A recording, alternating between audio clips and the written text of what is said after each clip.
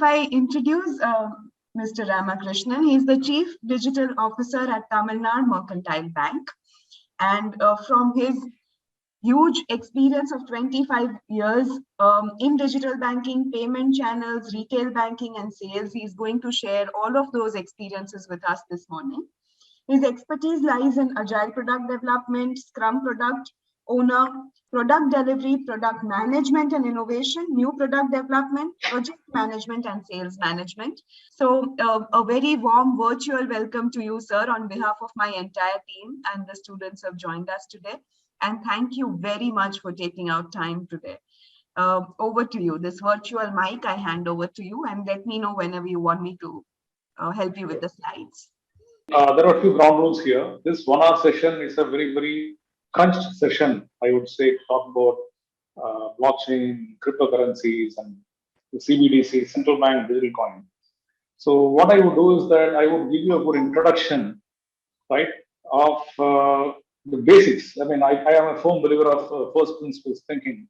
So I would like to give you some snapshot as to basically how the money works. I mean, that is something you need to know. Then you will be able to appreciate blockchain technology, cryptocurrency, and CBDC.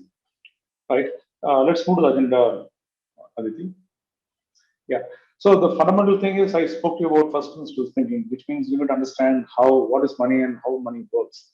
And second, we have two forks. First fork is that we are talking about technology, blockchain as a technology we are talking about here. And second, we will touch upon cryptocurrencies. The first section we are going to start now is understanding money. Next slide, please. Second one. Next one. Yeah, someone got it right. This is a soft copy of the currency. Even though this is a 2000 rupee note, you cannot spend it because it is on the screen. It's not in your hand. So that's a huge difference, right? What you see is not what you get. So without spending much ado, I'll take you to the next slide. Yeah, let's change the perspective. This is a 2000 rupee note. This is an image of a 2000 rupee note. This is not a note in itself, right? Unless the note is in your hand, you cannot spend it. Okay, there is no question of ownership. You have the note, you spend. Okay, now why will somebody accept this note? Why will somebody say, hey, this is a 2000 rupee legal tender? Is it acceptable by anyone, everyone? Okay, you take this money to America, USA or UK, or step out of India. Will anyone accept this note? Why? Because this note is issued by the government of India and it is applicable only within the boundaries of India, probably Nepal, or maybe Bhutan. That's about it. Rest of the time, rest of the countries, this money means just a piece of paper. It doesn't hold any value. Okay, second question is that if the note is not with you, right, how will you claim that, okay, I have 2000 rupees in my wallet? Right. Second, if you have a note in your hand, if you are residing inside India, and if this note is not a photocopy, if it's not a duplicated one, then only this note has got some value. Otherwise, it's a piece of paper. That's a whole difference. And we also need to understand the note brings in a lot of assurance to the public, saying that yes, this note issued in India, circulated within the banking system of India, has got a value of 2000 rupees, not 2001, not 1999, or not 500.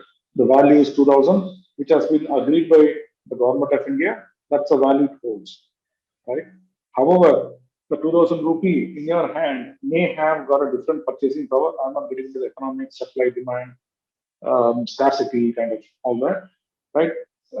This note carries a value of 2000 rupees, and this note is uniquely identified by its number, which is given 9BR381891. And since this carries the emblem of India, this note is accepted across the banking institutions, across the government institutions, among the public citizens of India. They honor this note with a value of 2000 rupees if you are in possession of it. Right. Let's go to the next one. Right. What is the problem that does money solve for all of us? Okay, I could have taken you through a history of money where people started with a barter system. I have got apples, you got oranges. Let's exchange goods of value with each other, and that's how the currency started originating. I'm not getting into the history diving too deep. The problem money solves is it is a medium of exchange of value. I don't have to bring a cow and say, here is my cow, and if the cow is worth 80,000 rupees, So you pay me 80,000 rupees for the cash against this card. No. If I give a count notes worth 80,000 rupees, it's still acceptable. So the paper currency is a medium of exchange. While I'm saying so, a lot of people do get credits of your salary in your bank account, and you get an SMS saying that you have received X amount of money in your bank account. Do you see that money? You don't see that money, but still you believe that you have got accounts worth 80,000 rupees in against your bank account against which you are authorized to spend. The bank takes care of the value. The bank takes care of the spending of your 80,000 or 90,000, 1 lakh, whatever amount you have holding an account, right? That amount is being used. That is the minimum exchange. Second, the note tells you on the face of it what is the value it holds, right? If I have to talk to you, if I have to talk to Aditi and say, hey, I'm giving you 2,000 rupee note, she's not going to dispute it, saying that, hey, you're giving me only 1990 or you're giving me only 499. Okay, I give 2,000, she acknowledges it's 2,000 and 2,000 rupees worth of goods get exchanged. And since each and every note has got a unique serial number, the government holds control on how much of notes they are printing, how much of notes they are circulating in the market, right? What happens if the government starts printing note freely, like what you see in Money Heist, right? The Netflix series. Then you will lead to a situation like what you see when money loses value because there is too much of money chasing too few goods. It rises to a sharp rise in inflation, like how it happened in the countries of Zimbabwe, where suddenly the currency stopped accepting the people. The currency lost its value, and people were smart enough to say that unless you give me $20 billion, I'm not going to exchange anything with you, right? Even then, so that is the next part of it we are coming to. So that then the government holds control over how much notes are getting printed, how much are getting circulated. So you are creating a kind of a balance between the supply and the demand, so that there is no free run inflation in this. And second, since it is a store of value, the note by in itself doesn't have any value. It is only an assurance from the governor of RBI to say that I promise to pay the bearer. He's not saying that this note will fetch you, say, a few kilos of grain, few kilos of atta chawal, all this stuff. There is no such guarantee. Like you can see in the right, the $20 billion is also right has been endorsed by the government to say that I promise to bear the sum of $20 billion. That's it. It doesn't say what is the value the thing holds. But by putting a serialized number, we are able to control number of notes in circulation. Thereby, we are able to create a demand for the product. Thereby, the note carries value by itself. And second, this carries the emblem of India. So you have got the note builds in an explicit trust. Citizens of India, they trust the logo, they trust the emblem, they are able to associate a value of 2,000 rupees and they are willing to exchange for trade, right? Tomorrow you take the same note to China or Pakistan, they may not value this, they may say it's a piece of paper, don't bring it to me. So how will you bring in the trust of government of an unknown nation? Suppose you are getting a Nigerian offer, right? Saying that I'm giving you so many million, billion dollars. How do you know that this currency carries certain value? That's the question I'm doing. The system of money, it gets complex over a period of time because here you are seeing a complete transaction, how a digital transaction happens. Somebody swipes in a card, say for example, a card holder, the lady on the bottom right, if she swipes a card, how does the money move? Today, you have a card holder issued by a bank. Let's take the example of the State Bank of India, right? Going to a merchant, say for example, it could be a DMart, right? Who's having a relationship with say Axis Bank, right? So when the State Bank of India card is swiped in a POS machine issued by Axis Bank of India, Axis Bank, when the transaction goes through a payment network, say for example, it could be a Visa, RuPay, or a MasterCard, then it travels to the acquirer merchant. The Axis Bank's terminal takes the data, sends it to Axis Bank, which can be through, for example, the terminal could have been installed by an Innovity or a Pine Labs, or it could be a Pfizer, one of these organizations who are running the terminal services on behalf of a bank. They take the data, send it to the data is captured by, say, for example, Pine Labs, who in turn sends it to the acquirer institution. In this case, it is Axis Bank, and the Axis Bank sends it They read the card number, they figure out this card is issued by Visa. They don't know whether the customer belongs to Bank of America or Bank of England, or if they belong to any other country. So long as they are a member of Visa, the Visa is Visa set to solve who is the issuer bank and get the monies to the acquirer. Right, the transaction goes to Visa. Visa identifies that this card has been issued by State Bank of India. So they send the data to State Bank of India, again through a network.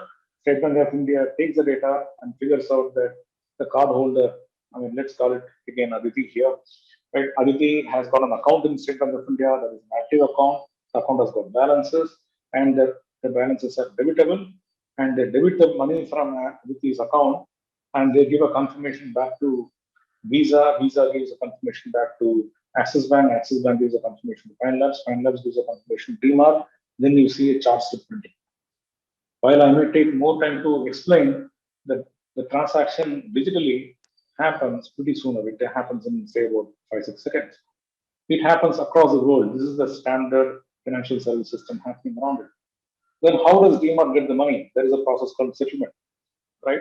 Every time the transaction DMARC, end of the day, the DMARC, what they do is they call it as a settlement with the bank, saying that, hey, I have supplied so much of goods to Aditi's and Ajay's of the world, and I need to get my money back. Here are the list of transactions that have happened in my organization, in my terminal. Please get the money from the issuer bank, right? Axis Bank in turn sends the data to Visa. Visa facilitates the transaction and goes and demands SBI saying that, hey, Mr. SBI, one of your customers did a transaction. I need to pay the money to my acquiring institution. Please pay the money. Right? SBI in turn acknowledges saying that, yes, I got a request for money. So I'm going to make a payment. Sometimes State Bank of India may flatly refuse, saying that, hey, there was no such transaction that has ever recorded. So I am not liable to pay anything to you. Right? Things get a little complex unless and until the settlement happens. Settlement is a process in which the issuer bank starts making payment to the acquiring bank, and they say that yes, the transactions done on 13th of February is over and done with. Yes, we have settled our transactions, and DMARC gets its share of money, and Aditi's account gets debited, which is confirmed. Right? Tomorrow, if Aditi believes that the transactions are not, that the goods which she has got is not up to the mark, she can raise what is called a chargeback. She can dispute the transaction. Right? Instead of getting 1 kilo of atta, I got only 800 grams. If she's able to prove it, the merchant has to pay the money back to Aditi. So there are such kind of complex systems, so which are happening, and this is across UPI, this is across IMPS, this is across any point of sale, e-commerce transaction, you do Amazon, Flipkart of the world. This is the standard process in which the thing happens. Let's go to the next slide. Yeah, then what happens is, if you see it, the entire payment process is complex, very centralized, because there is a payment network which is sitting in the middle to facilitate transactions between an issuer bank and acquiring bank. And there are a lot of intermediaries. It could be Pfizer, Pine Labs, or somebody who's kind of creating insecurity to the whole settlement. And second, the transaction, while Aditi may have got the goods because she had swiped it, she got an acknowledgement from the bank, there's a charge to which is generated. However, DMARC doesn't get the money on the same day Aditi does a transaction. DMARC gets it. It may take as many as 3 days. And there are a lot of intermediaries, like people like Pine Labs, there are people like processors who are involved, there is a Visa. All this thing lead up to the higher cost of transaction. I'm sure many of you would have noticed some of the Dukan, they put a thing saying that if you're paying through credit card, you have to pay 2% extra. Have you noticed? Yeah. So there is a high cost of processing transaction, and there is no transparency. Aditi does not know when DMARC gets the money. DMARC does not know until the transaction gets concluded that Aditi's account has got indeed got money or not. Tomorrow, she doesn't have money, the bank may just say, hey, you cannot take the goods. So all these things lead to trust deficit. That is the reason that systems like blockchain exist. So if you have noticed, the money, the form of currency, the paper currency has been in existence for more than 2,000 years. And last 65 years, we have card transactions. And the SWIFT has been in vogue for the last 40 to 45 years. And the blockchain has been around for the last 10 years. And within that period of time, the cryptocurrencies have gained a lot of currency, and they were able to disrupt quite a lot of financial institutions who are engaging in the business. So let's move to the next one, blockchain technology. What does the blockchain technology tries to address? Here I'm calling the two parts to it. Blockchain is a technology. Let me give an analogy here. If you talk about an automobile, the automobile can be a two-wheeler. It's an automobile. It can be a car. It's still an automobile. It can be a truck. It can be a bus, or it can even be a rail. It is because it is automobile, right? There are various different forms. There are various different functions when we associate the term to automobile. There is a differentiation here. When we talk about blockchain, it is as good as saying it is an automobile. Okay, we don't know what are we talking about. Are we talking about a use case, which could be a truck to transport goods? In that case, one of the use case application of blockchain is cryptocurrency. So in this context, I'm using the term cryptocurrency here for you to better understand this. I will get into the technology a bit a little in a slide later. So essentially, the tech, the first state is there is no central authority, there is no intermediaries who are available.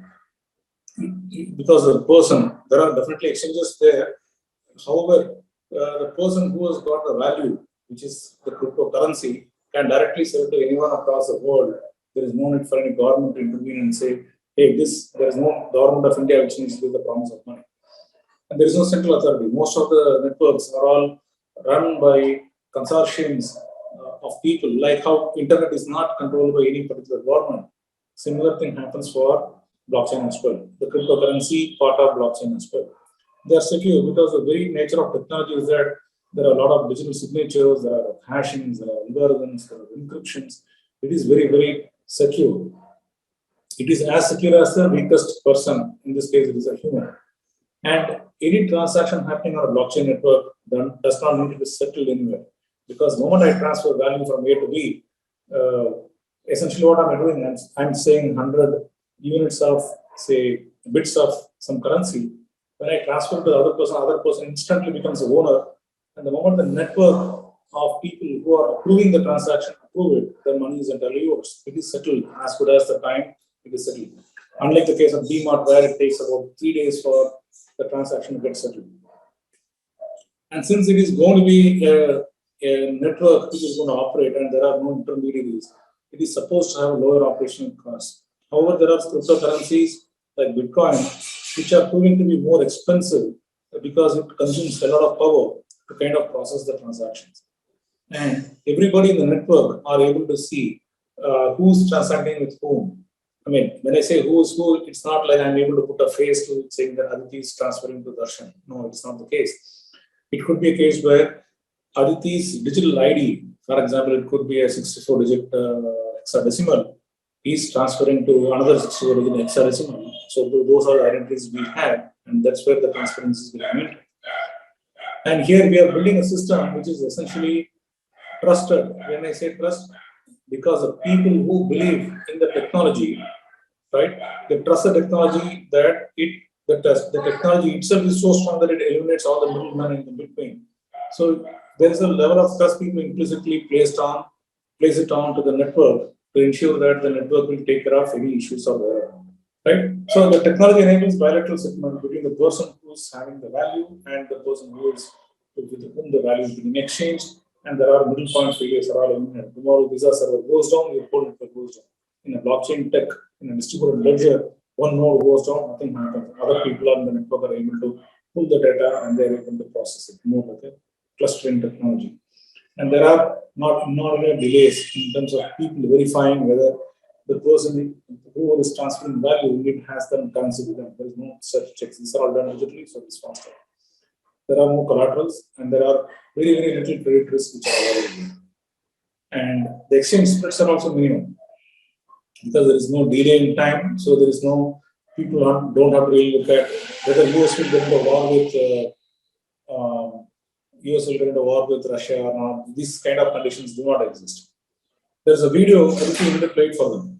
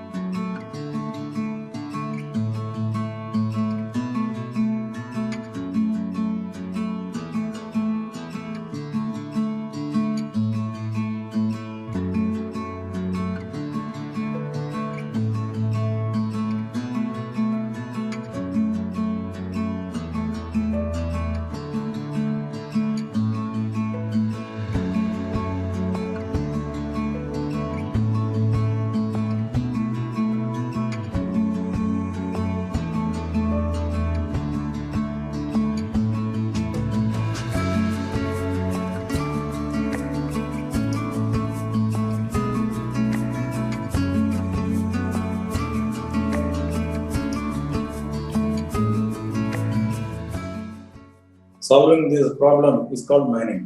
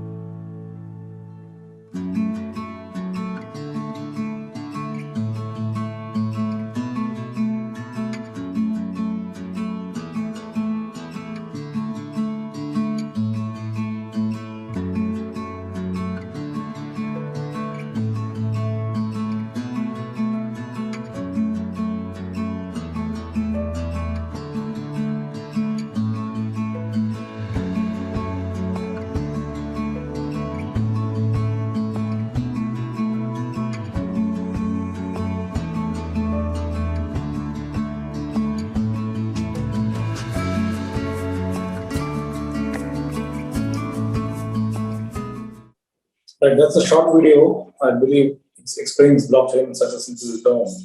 So there was a question on hashing and mining. What's the difference? Right.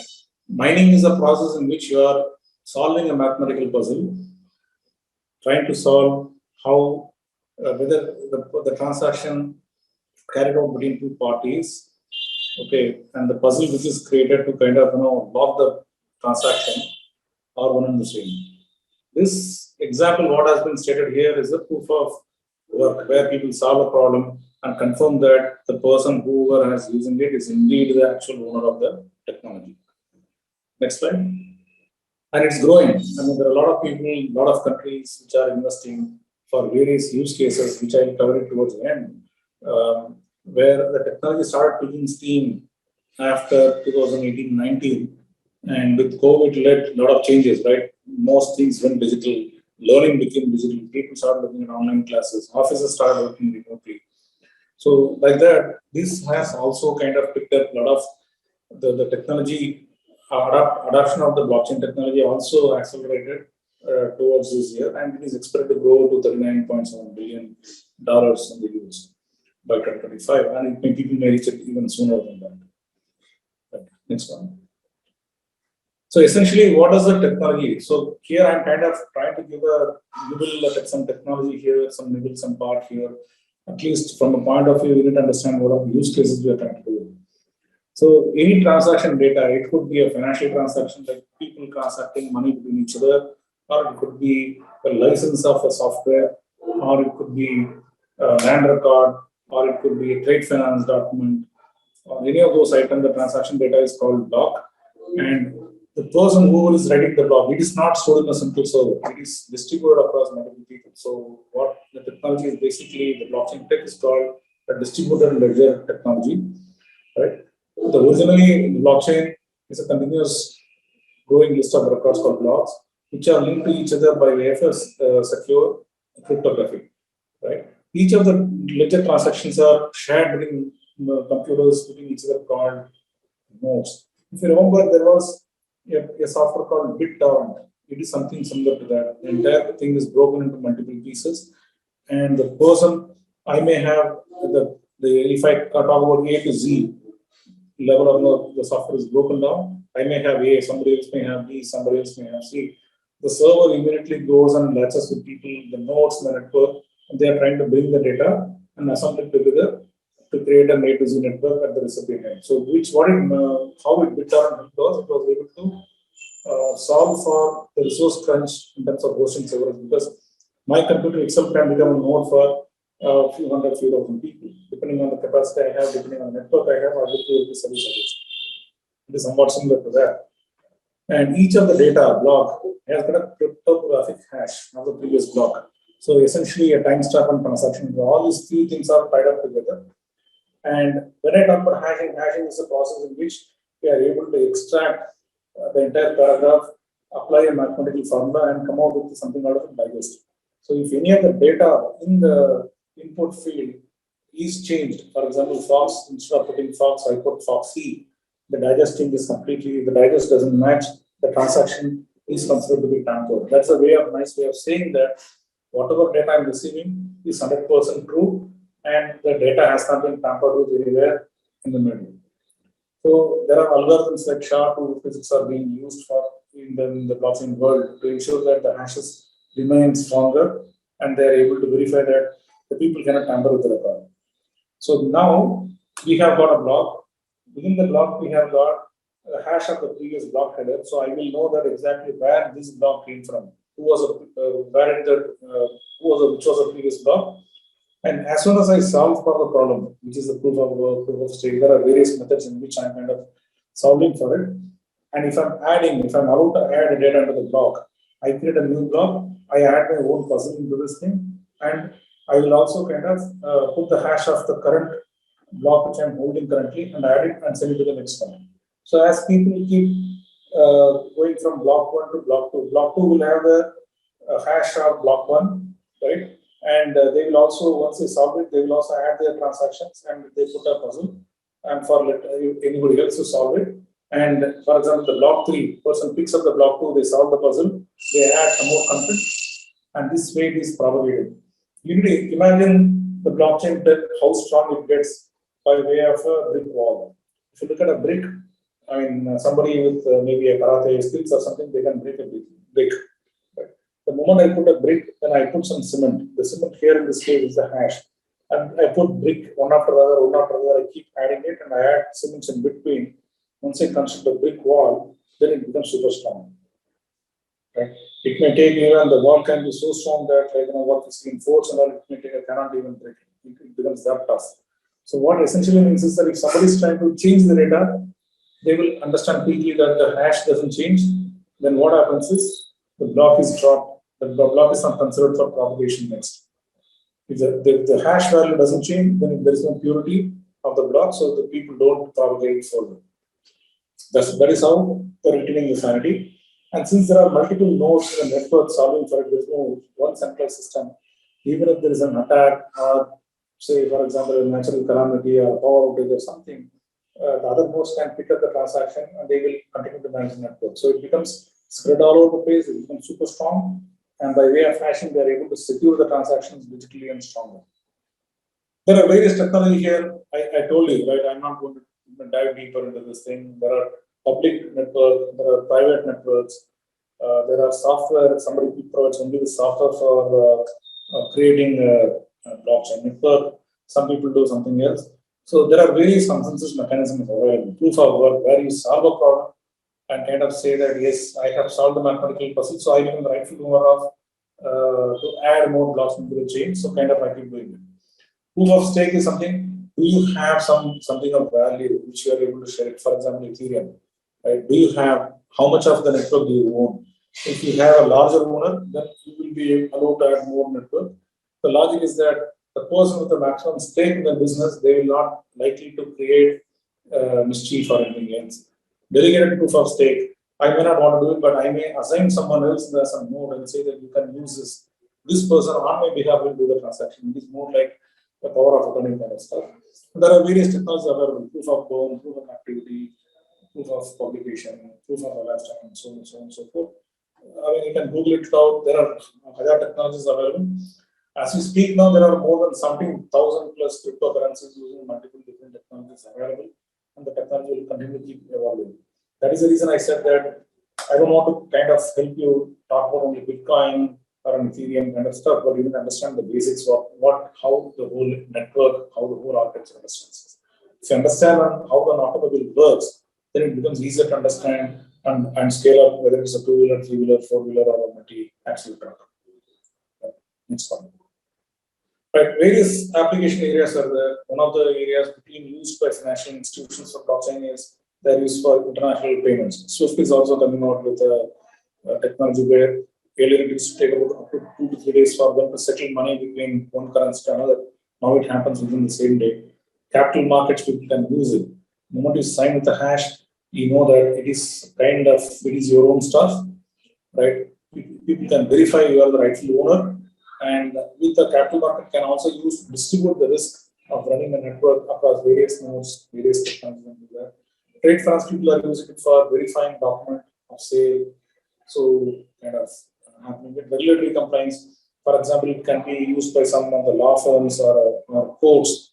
They can say that the judge on so date has issued a judgment that goes into the blockchain. Tomorrow, nobody can go and tamper with it. I mean, there is data is available for publicly. At the same time, if somebody trying to change the judgment, they will never be able to do it. Anti-money laundering, insurance, where people are required to know whether it's the actual original owner. I want to know whether I am signing the transaction, which is the actual one, and people don't want to mess around with it. That's where the blockchain tech is majorly used. Real estate governments are already gone ahead, and Telangana government has put all their land records in the blockchain, so people cannot go back and alter the records which has been created in the past. Today, if it's a paper-based document, I can deal with the paper, or I can kind of try to modify the data in the record. In the blockchain world, in the digital world, is so secure that people will not be able to go inside it. Now we talk about cryptocurrencies. Why cryptocurrencies are so popular? The next one.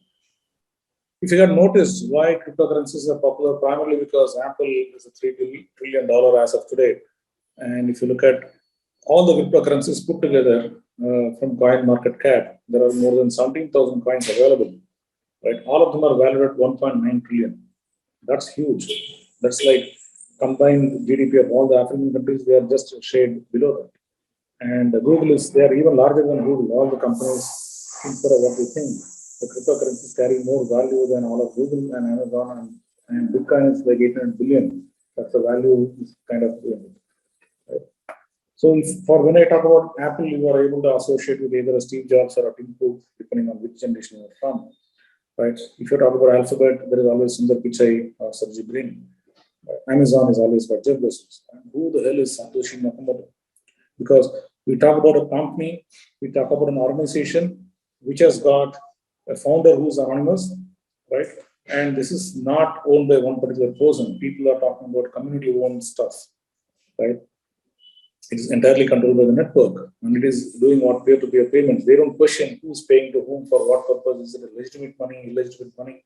And using that, people are able to transfer money from anywhere to anywhere.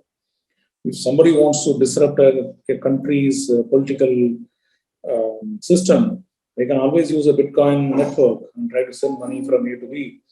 And without having to, since the money doesn't come through regular authorized channels, the government has got no control over who's holding what kind of money and who's paying for whom for what purpose. And essentially, the anonymity part has been kind of created a lot of disruption. We talk about dark web, where people were trading in all kinds of illegal things, drugs and whatnot. And every government wants to control it, while there are some governments say that fairly, okay, this is a new debt, I think we need to start embracing it. And we need to accept it as a market reality. We cannot kind of keep blocking it forever. So that's the reason where the cryptocurrencies are in today. 3 years back, Indian government had a very strong position that they don't want to allow it. Today, now they are talking about launching a digital currency, central bank digital currency, which can be built using a blockchain or blockchain-like technology. Right? What essentially means is that today, what's happening is the government is issuing tons of rupees, and it takes a lot of effort and money to keep the money safe in lockers, move it from currency. Just would have seen cashmans carrying an armed guard, with a very strong, reinforced trucks. Okay, all these things are necessary moment we go digitally. The government is spending about 30,000 crore every year just to keep the money moving from A to B and kind of keep the money market, keep the money physical currency, keep it safe. After a period of time, the currency also kind of becomes mutilated, torn, and the currency loses value. Then it has to be trashed and burned. Right? There is huge amount of cost which goes in associating moving from money from A to B. If you have any doubts, you can talk to a petrol pump owner or some business which is heavy cash dependent. They spend tons of money in trying to kind of take the money, collect it, count it, prevent any counterfeited notes, and protect from thefts and vulnerabilities, and then move the money cash safely to the bank. That's where they kind of going to go and deposit. And there is a huge industry which is thriving by way of cash. When we try to talk about digital currency, all these are kind of the cost can come down very drastically. Because like a CD, right? Earlier people used to have tape recorders where you used to record tapes, and after the tape, because of the continuous usage, because of friction, the quality keeps going down and down and down. Ever since the digital music came in, that remains the same irrespective of how many number of times you play it. Similarly, the digital currency does not lose value. The digital currency does not get mutilated. The digital currency is very less expensive for it transport. All it takes is a bunch of wire connected to the internet, connected with some secure VPN, and we are able to push the monies from person A to B, irrespective of the value. So the government believes that at least the money usage between the financial institutions can happen by way of a central bank digital currency, and they will eliminate, since the government is the one who's printing and issuing the currency, right? Each and every currency will have its unique number, so that you cannot counterfeit it. You cannot say that government will not print more than what it is required. So they are able to ensure the value of the currency remains intact as much as a physical currency. And since the participating entities like intermediaries like banks or somebody, they need to buy from the Reserve Bank of India. If, for example, if Tamilnad Mercantile Bank wants to get into the CBDC, and if the bank wants to own 100 crores worth of money in digital currency, we need to park 100 crores worth of physical cash with the RBI, right? Or at least we need to prove that yes, we have 100 crores worth of money I have given to RBI, and in exchange I get the digital currency in equivalent. So there is no settlement risk involved at all. So there is no need for someone to have a doubt that whether the bank is likely to fail. What happens if there is a problem with the bank?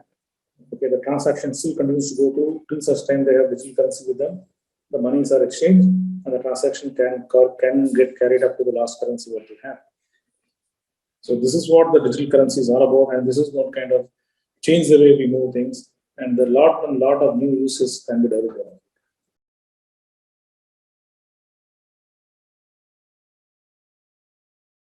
See, Rohit, any security, right? Cyber security, whichever way you do it, it is as good as the weakest link. Tomorrow, a hacker stealing millions, 4 billions of crypto essentially means that the person who had the money, $4 billion worth of crypto assets, they kept it loose. I keep it in a pen drive, I keep it in a hard disk, I keep it written somewhere. If the other person gets access to the password or my private key, which means the money, I have given away the money. We have to think like that.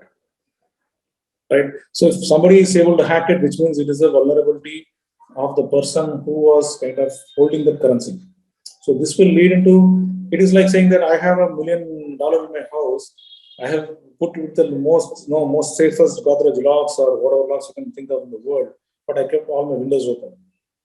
So what's the point in having securing the house with a lock, securing the door? You need to secure the windows as well, right? So that's the same thing which is existing here. Same thing happens today in the UPI world. People talk about people are stealing money, people are calling, they're doing scamming calls. They say that I'm sending money to you. Practically, what's happening is people are able to. People are so gullible that they don't know that whether they are paying or receiving. They are so they have so much of urgency that instead of they are thinking that they are collecting money, but actually what they are doing is they are paying it. That's the reason why you find a lot of campaigns from NPC saying that UPI Chalega, a lot of security things which they are bringing down. So the security is only as good as the weakest link. Maybe if you have to look at little rollback, I mean, I'm talking about the physical world here. Americans thought that they have the greatest defenses. They invested in so many warships, fighter jets, and everything. What did Osama do? He took the planes within America and crashed it within the building itself. While the people traveled from Egypt, Saudi, wherever they landed in the USA, all the planes took off within USA and they crashed into the Twin Towers. Then US realized that, oh, I mean, it's not about securing my borders. I need to secure from inland terrorism as well. So Bhavyadeep Singh is asking, is crypto 100% legal in India? Legality, I mean, it's still a very gray area, right? Government says that I will tax you 30% of whatever money you make out of it. Whatever investment you make, I will take 30% tax straight away. Whether you make profit, you make losses, doesn't matter. The moment you start trading in a crypto asset, I will start taxing you. The reason being that, I mean, I'm talking about 2018 figure. People, there are like 40,000 crores of Indian money which was parked in cryptocurrencies, Bitcoin and various other exchanges. The 40,000 crores would have become 1 lakh crore. The government would have thought, anyway, I'm giving so much of freebies by way of the COVID moratorium and all the stuff. Why not make some more money? Right? So let me tax it. The same extent where the US IRS system even taxes you if you are selling drugs. If you make profit out of drugs, you have to pay taxes there in US.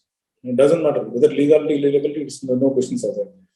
Similarly, in India, the government says that if you engage in the crypto asset, I will charge you, I will tax you. Government says that it is taxable, which means it is likely to become legalized over a period of time. Right now, it is bad. It is not legal. Okay, there are a lot of restrictions as to where you can invest, where you cannot invest. You can do investments in NFT. I don't think government has issues with that. But however, if you try to get into some currencies and try to say, hey, I got currencies. So when you say it's legal, does it mean that suddenly you'll find an ATM for a Bitcoin or a cryptocurrency anywhere? Because it's legal, right? It should be allowed everywhere. It is not the case. That is also like a very paradoxical question, like is killing right or wrong? Depends on who's killing it. If a soldier kills a terrorist in the border, it is okay. If a policeman kills and encounters a criminal, it is okay. But if you or me, Amjanta, try to do it with someone else, it is bad. You will be put behind bars.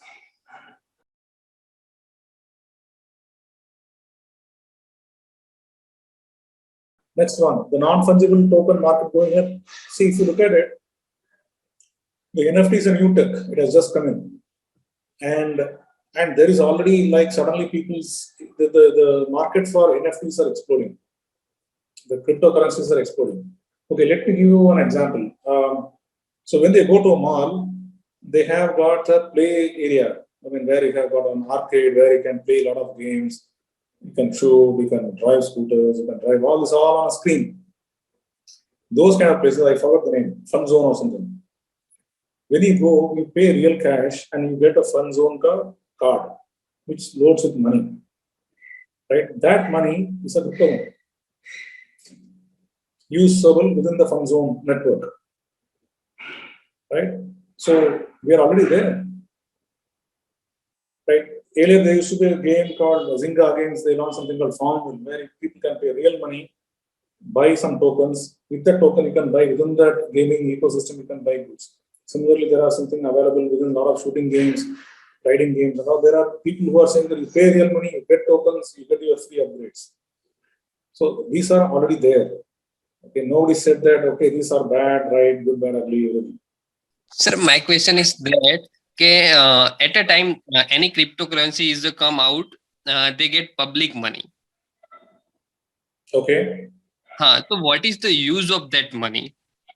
At the right time, Big Bull is a cryptocurrency which is legal. So they get a public offering. So what is the use of that money? Okay, let me put a very simple existential question again. Assuming you are a developer in one of those cryptocurrency exchanges, how will it be paid, in real money or in virtual currency? So the idea of raising public funding is to ensure that the real money part, till such time the crypto exchange is different. The crypto part of exchange is different. That is Zanda, right? What you need is real money to run your house, to pay your salary, pay your electricity bill, pay everything else. Okay, thank you, sir. Environmental impact.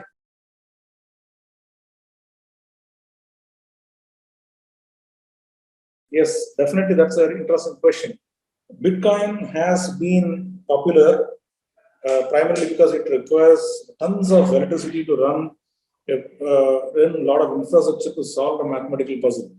The puzzles are so complex, and you need to solve the puzzle first to make a claim against that. Yes, I will be the next person to add a node.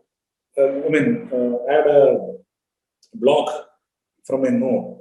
So that's why people have invested. Who has invested? Chinese guys have invested. So if you look at the entire Bitcoin network, it is already being cornered by Chinese fools. 40%, 50%, God knows how many percent. Chinese and Russians, they have cornered everything. And tomorrow, if they want to play, saying that Bitcoin can network, if I want to go and crash it, they can go and crash it anytime they want. It is not a currency. Tomorrow, if Chinese guys wants to take Panga with Americans, they can simply say, I will wipe away the Bitcoin network completely. Tomorrow, they can shut down their servers and nobody will be able to trade it.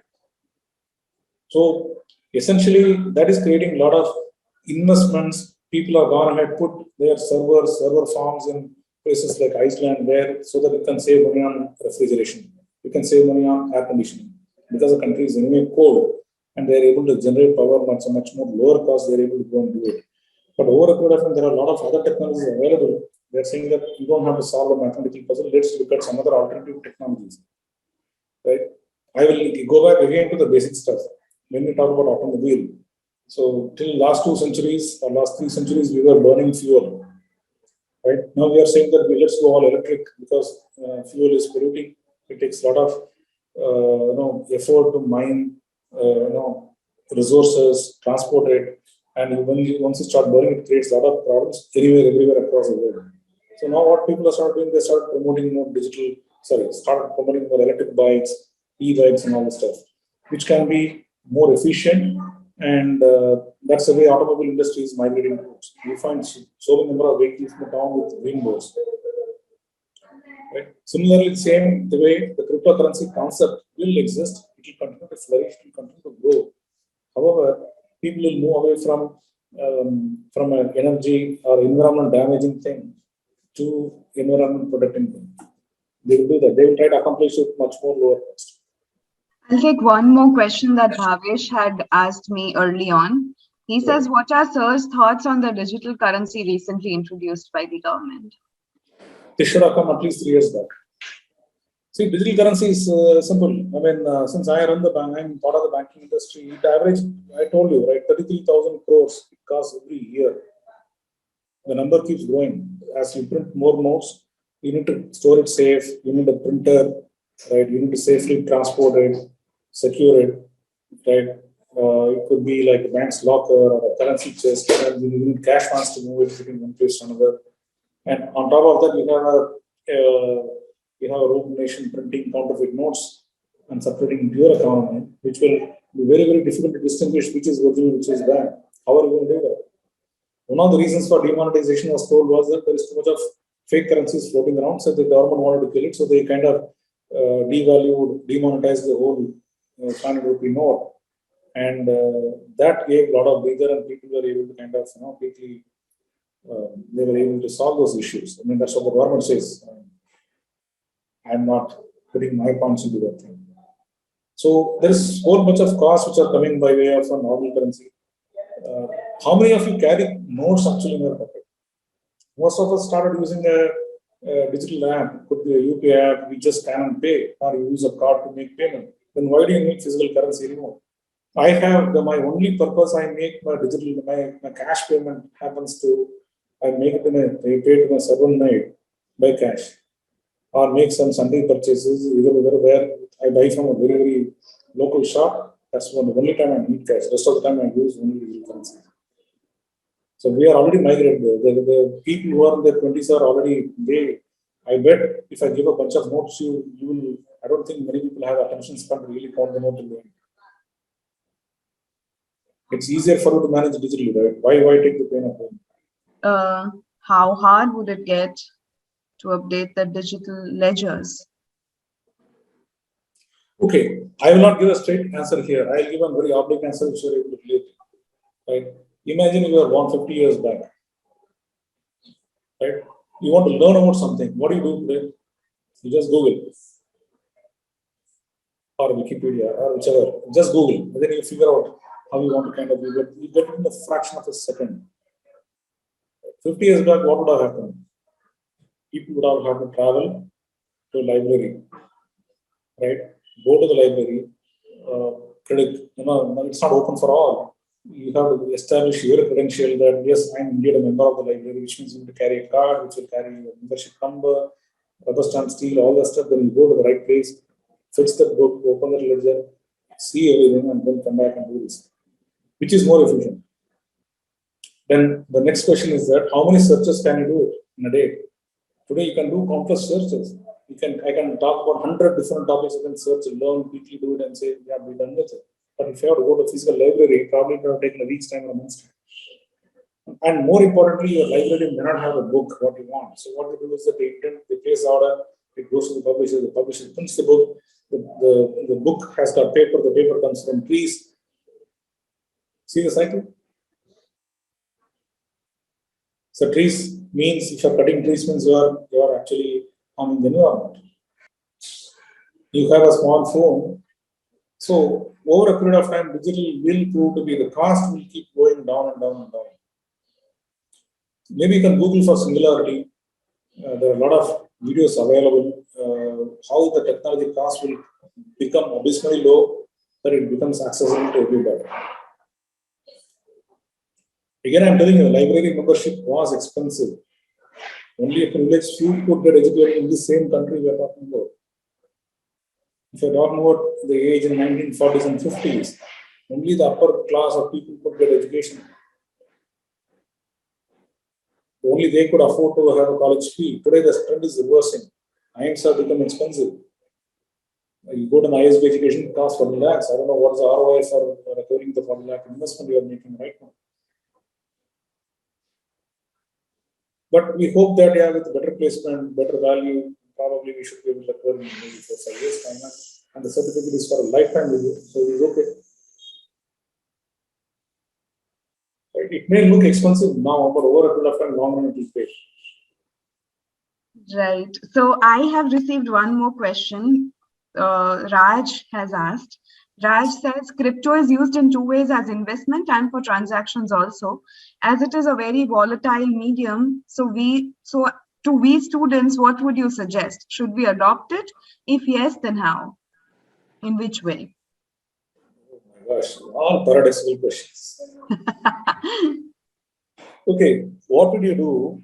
There is no right or wrong answer here, because I'm sure many of you would have read about the product innovation adoption life cycle. You have got early innovators, you have got early majority, then the mainstream, then you have late majority, and there are laggards. There is a bell curve which goes right.